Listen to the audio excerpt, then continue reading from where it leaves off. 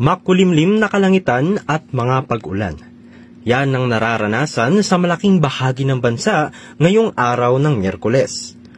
Ayon sa Philippine Atmospheric, Geophysical and Astronomical Services Administration o PAGASA, bunsod yan ng umiiral na habagat at low pressure area sa loob ng Philippine Area of Responsibility.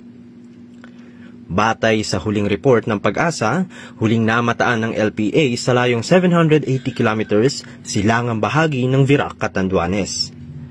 Mataas ang tsansa nitong lumakas sa loob ng 24 hours at kung sakaling maging isang ganap na bagyo, papangalanan nitong Bagyong Krising.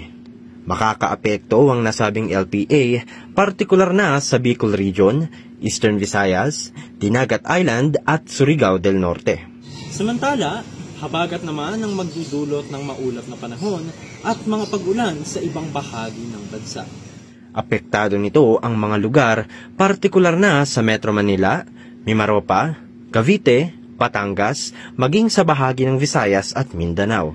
Makikitang halos buong bansa ang natatakpan ng makapal na kaulapan, kaya naman inaabisuan ng lahat na panatilihing mag-ingat, partikular na sa mga nabanggit na lugar.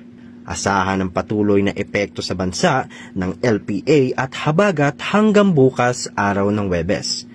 Pinapayuhan ng publiko na manatiling updated sa ulat panahon upang maging handa kung sakaling magkaroon ng sakuna. Para sa EuroTV News, ako si Charles Malate. Sumasaludo sa bawat Pilipino.